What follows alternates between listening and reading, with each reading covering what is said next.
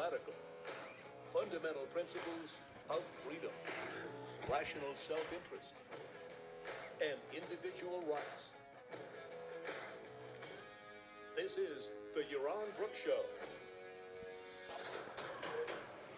All right, everybody, welcome to Yaron Brook Show on this, what is it? It's Friday, September 13th. I hope everybody's having a fantastic week and ready for the weekend. I certainly am. Although I've got a busy weekend. Tomorrow we have to pack up our apartment here, and then Sunday we fly to Israel. So that's what I have to look forward to on the weekend. Israel should be interesting. Let's put it that way. Should be interesting in the midst of war. To arrive there will be interesting. I'm looking forward to it. Haven't been in Israel for about 18 months or so. So it'll be good to be back, and a lot has happened. A lot has happened since we were last. Certainly, I haven't been to Israel since October 7th. So very interested in the impact, and also just it'll be good to be there just to show support.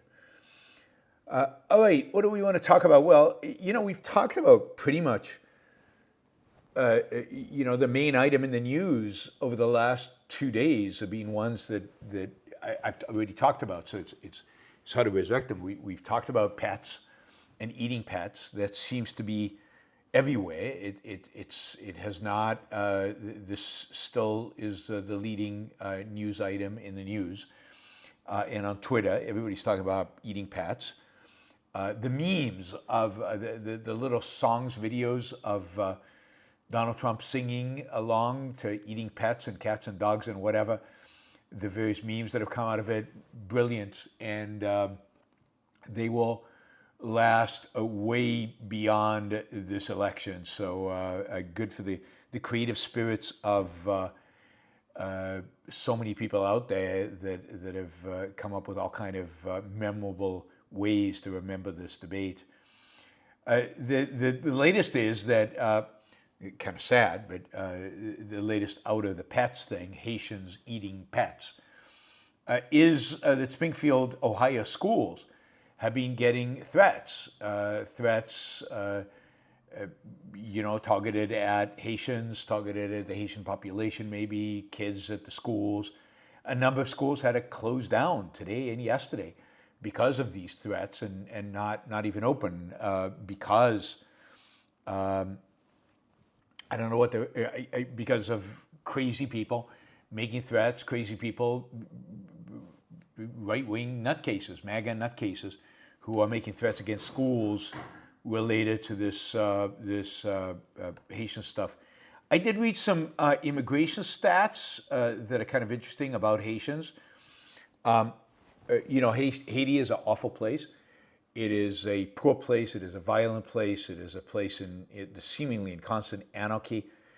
Anybody who can escape Haiti and come to a saner place like the United States, or for that matter, anywhere in the world, almost, should do so, and we should encourage it, and I think support those people. But I think it is interesting. Haitians that do come to America tend to have a lower educational level than Americans do. So Haitians who come here tend to be poor and uneducated. Their children have higher educational attainment than Americans, than native-born Americans. So Haitian children, the children of Haitian legal immigrants, tend to strive and achieve more in education compared to American-born kids. Crime rates, Haitians have significant, again, the stats are for legal immigrants, and most of these are legal immigrants. All the ones in Springfield, Ohio are legal immigrants or seeking asylum, and if they don't get asylum, they'll potentially be deported. Crime rates among legal Haitian immigrants in the United States, including the ones in Springfield, are lower than legal immigrants from other countries. Generally, they're on the low side, they're below average, and they're significantly lower than crime rates among Americans. As I've told you before, people in Springfield, Ohio, business owners are very happy to employ Haitians. They seem to be hard workers and seem to be highly motivated and very thankful for having escaped a real hellhole, which is Haiti, and now being able to live in the United States. So, I mean, you could pretty much figure out for yourselves, I think, what motivates much of the hatred of Haitians. Maybe it has something to do with the color of their skin. I'm not saying it does. Who knows? But maybe it does. And the fact that they're the other, and the fact that they're foreigners, and the fact that they're different, and the fact that they come from a hellhole. But the reality is that coming from a hellhole is not guarantee that you are a hellish person. Indeed, maybe it's time, I don't know, maybe it's time we return to evaluating people, judging people by their own individual character rather than by the color of their skin, their country of origin, and what their countrymen do. Maybe what we should judge is, who are you as an individual?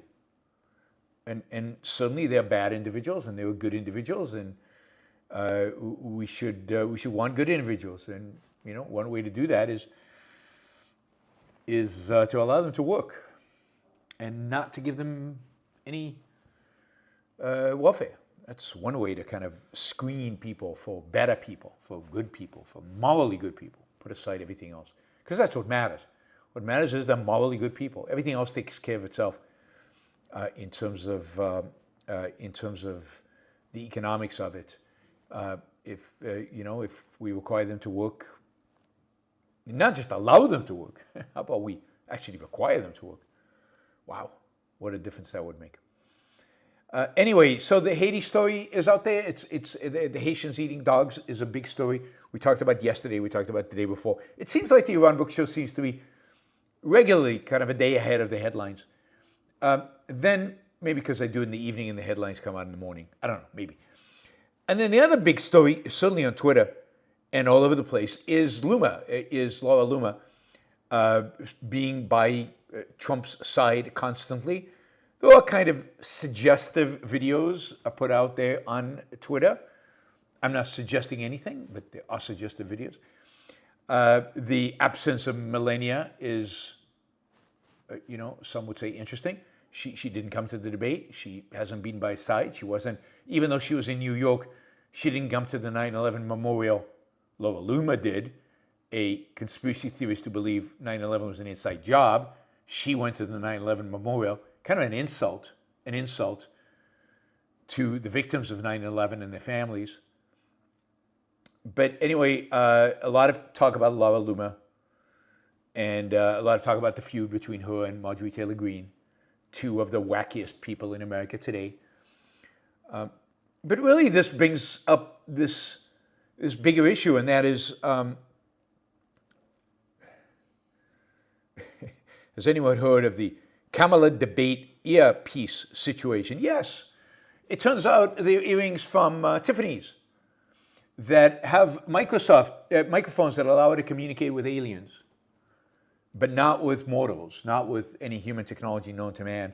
So the earrings do not allow for communication with anybody other than aliens. So it's very worrisome that we have a presidential candidate wearing earrings to debate where she can communicate with aliens.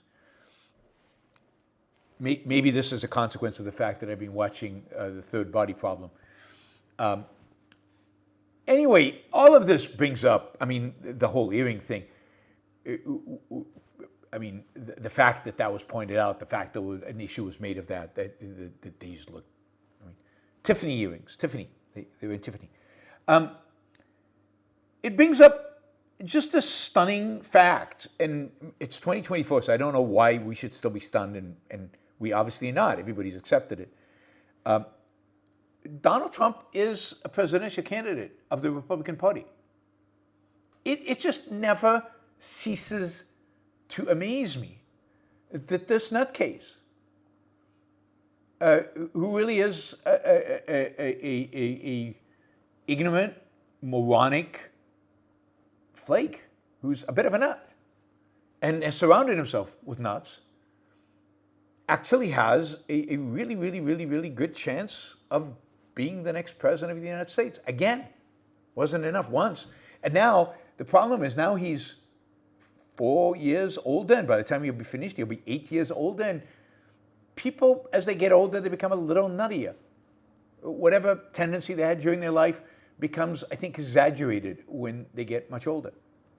So we're going to have a conspiracy theory, crazy nutcase, of a president, and it really looks like he's got a really good chance of winning. Clearly Kamala won the debate. Every poll shows that. She won it by a big margin, if you believe the polls, by anywhere between 25 to 55%. People thought that Kamala won the debate. And yet, we'll see how the polls pan out, but early polls at least suggest that it didn't change anything. People say, yes, you won the debate. Yep, Trump was terrible in the debate. Yep, I'm voting for Trump.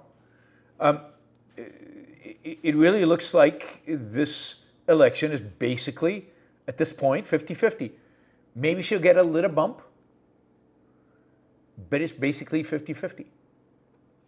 And the reality is that for some bizarre reason, on every important issue to most people, the economy, immigration, national defense, foreign policy, Trump leads Harris in terms of people's trust in him.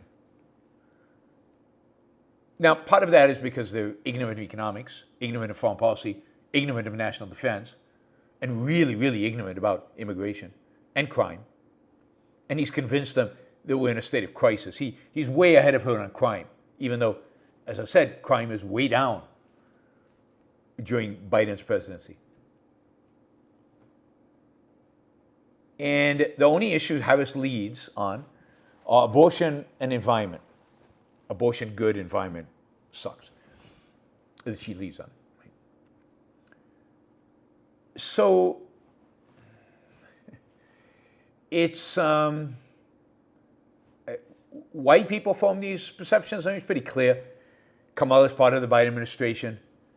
Biden was president when we had 9.1% inflation. Yeah, it's come down, but goods are 20% more expensive now than they were before he took office. Income, real disposable income in real terms is flat to down. It's down over the last 4 years.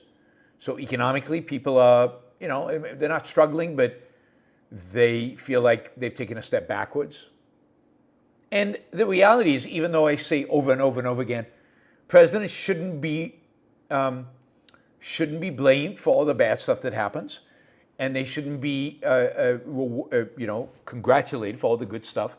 Presidents have very little to do with what happens economically. In this case, you can blame Biden for the inflation, certainly, although Trump had something to do with it because his stimulus package in 2020 certainly exacerbated inflation, and certainly his spending spree actually has down significantly since. People don't remember, can't hold that it's down. All they remember is the panic of 2021, the fact that it started in 2020. So Kamala just can't shake the fact that she's part of the Biden administration and people view it negatively. Oh, there we go. We've frozen again. God. Uh-oh. All right.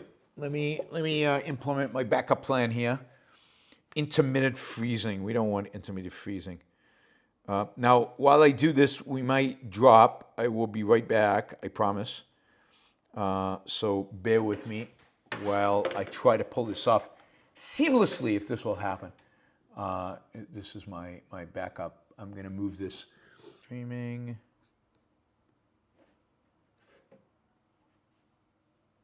All right. I think it's worked. All right. Let me know. Yep, I think it's working. Okay, cool. All right, so it really is still kind of bewildering that I get why people don't like Harris. I don't like Harris. I think Harris is awful, and I think she's terrible, and I think her administration is going to be horrible. In comparison to what is the only question, right? Objectively, it's going to be horrible.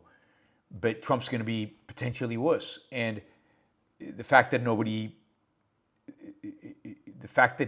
his character is so awful, so horrific, the fact that people can't see that and that matters really worries me about the American people. Trump is so confident in his debate appearance and the quality of his debate and how well he did in the debate that he has refused a third debate. He does not want a third debate. He is saying, no, I won the first debate. Why? I won this debate. Why should I do another debate? Actually, a second debate with Harris. Why should I do another debate? I won them both. I won the one with Biden. I won the one with Harris. I don't need to do this again. Probably a good move for Trump. I think he loses another debate. I don't think he can stay disciplined. I don't think he can stay on message.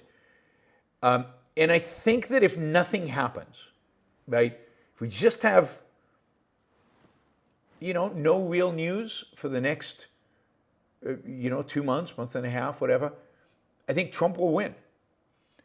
I think that because what Harris is going to have to do if she wants to win this is she has to create news. She has to feature herself. She's going to have to do interviews. She's going to have to get in front of the camera. She's going to have to reassure the American people that she is a centrist. She's going to have to convince them that she's not committed to those crazy 2019 ideas that she had as a senator.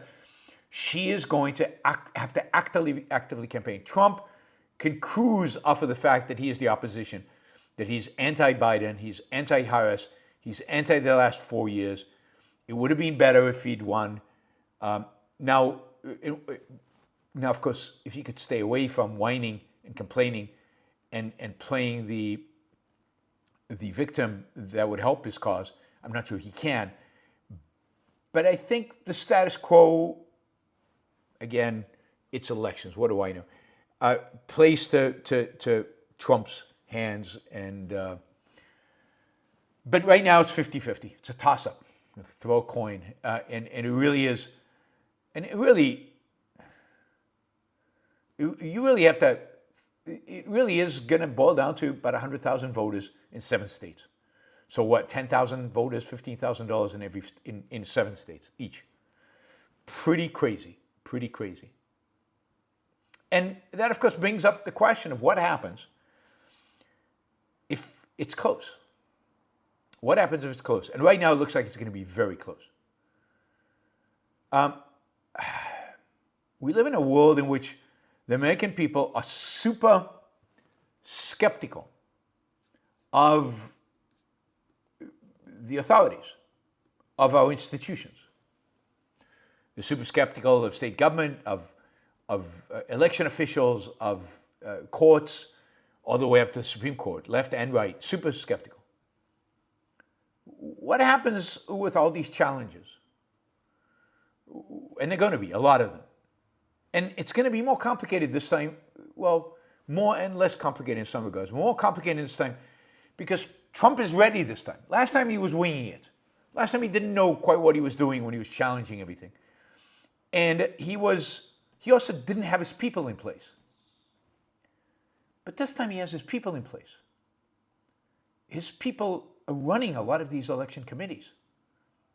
I mean, in Georgia, some of the counties are run by Trumpists who might not certify the election if Trump loses their county. Or they might not certify it if he wins by too small of a margin. Or they might just delay because they now have the new Georgia law allows them to investigate any suspicion of voter fraud almost indefinitely. So they could just delay. The same is true in Michigan, Wisconsin, Pennsylvania. So there are real issues with the people in charge. The people in charge are like Laurel Loomis, just miniature Laurel Loomis and miniature Marjorie Taylor Greenes are running election committees at the county and some cases state level. It's not clear that there are enough adults in the room like they were in 2020 who actually stood up to Trump and and did not let him steal the election. Are there any adults in the room who will stand up to him in these states? Have most of them been voted out? What about the courts? To what extent have the state courts, state Supreme Courts, been politicized? And of course, whatever the Supreme Court rules, is anybody going to trust them? Is anybody going to believe them? Is anybody going to follow them? And what are the followers? Antifa on the left, the New Right on the right. What is their response going to be if they think that an election is stolen one way or the other? I mean, this election is going to be scary. Somebody I was talking to the other day said, for all we know, some of America's cities are going to be burning a couple of days after the election. I think the election this year is on November 5th. That will be a Tuesday. On November 7th, on a Thursday, I will actually be in Tennessee on November 5th, on Election Day, giving a talk. Hopefully a couple of talks on the 5th and then another talk on the 6th. And then on the 7th, I will be in Denver. And on the 7th, I expect to be doing a post-election event in Denver in that evening. And it's going to be interesting. What's the state of the country going to be on the 7th of November? Spooky stuff. And how do we resolve? I mean, we've got the institutions to resolve these election issues, but are they robust enough, given the distrust American people have in them, and given the Trump has stacked the cards? Now, the Democrats are probably doing the same. And one could argue that everybody's prepared this time. That is, everybody's got their lawyers ready. Everybody's got their, election observers ready. Everybody's going to be ready for suits and countersuits and all of that. It's going to happen en masse. It's going to be frantic. I mean, the few days after the election are going to be crazy. And it's going to be really interesting to see if anybody can call the election on election night or any time after that, anytime soon after that. I can't think of an election that is going to be, I mean, we had one in 2000, right, with the hanging chads in Florida. But 2020 wasn't that close in the end. I mean, Fox News called it the night of the election. They called it right. Florida was in a different time and a different era. Imagine if Florida happened today and it went to the Supreme Court. I mean, Al Gore just basically accepted the Supreme Court. Would Kamala? Would the left? Would Trump? Yeah, I mean, real uncertainty. I know nobody wants to think about it, but real uncertainty, real opportunity for political violence, real opportunity for demonstrations and riots, and we saw it 2020. We saw BLM is quite capable of burning cities. I mean, we don't want to exaggerate, but Portland, Oregon, not pretty. So Trump is not likely to concede. Now, the good thing is Trump is not the incumbent, so he doesn't have the levers of power. He doesn't have the Justice Department. And the reality is that the vice president, who presides over Congress in making the final call, will be Kamala Harris, funnily enough, to make the final call on whether she's president or not. And Congress has also tightened up the laws about the role of the vice president, also tightened up the law about whether congressmen can hold up the certification and all that. So we do have a little bit more sanity. There is a little bit more, the institutions are a little bit more prepared this time around for kind of Trumpist insanity. But still, it's going to be suspenseful.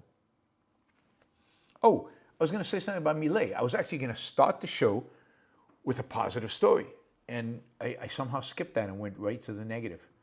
All right, Milei.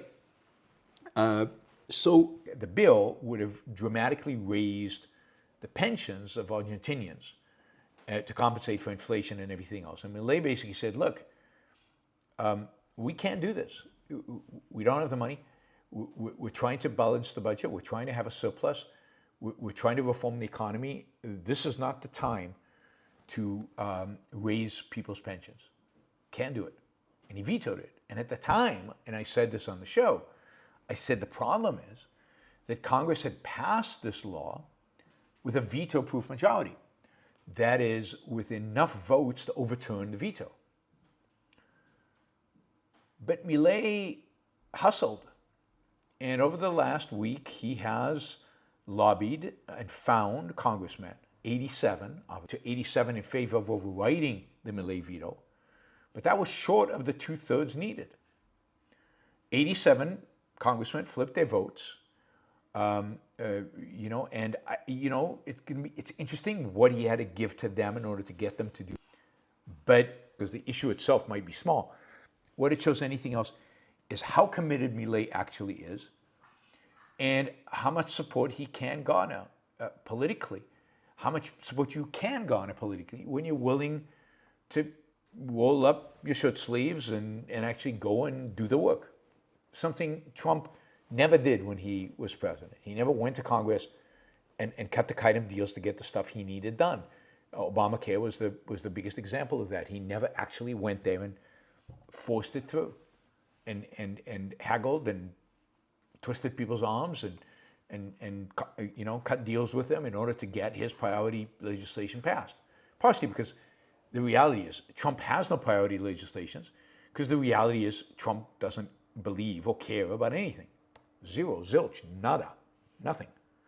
He doesn't care. He's an empty vessel, nothing. He only cares about being liked. He only cares about pleasing a certain group of people that he, feels the need to please. But that's about it. There's nothing more there. Okay, so that's good news on the Milei front. Good news on the Argentina front, really, and it really is terrific. Okay,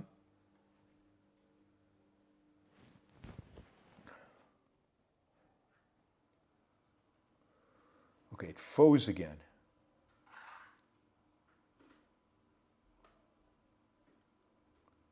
I don't understand. Did you hear it or didn't you hear it?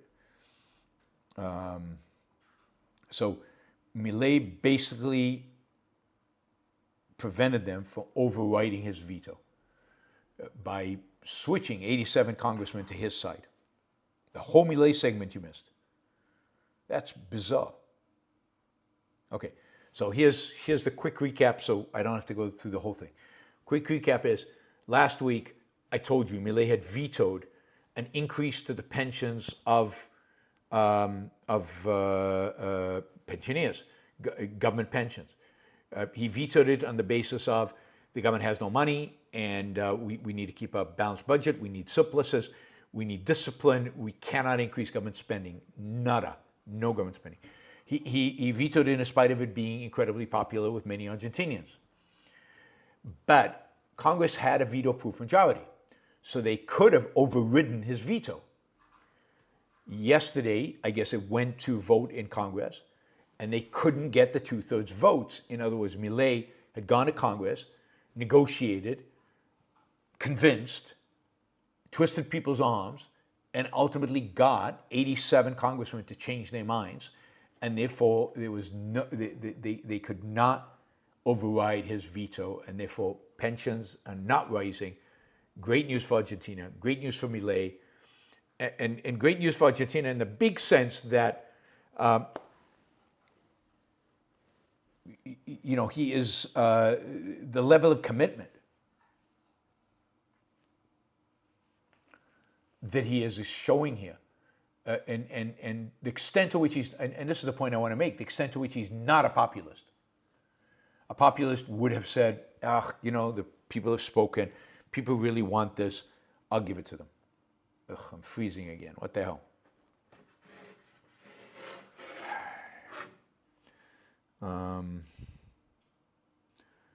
Not sure why. Oh, I see what's happening.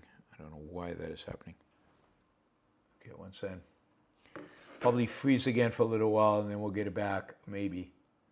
I'm going to try this again.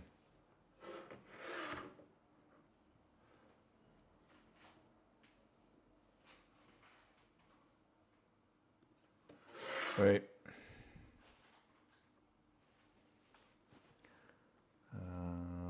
Why is it not working? Why is it not working?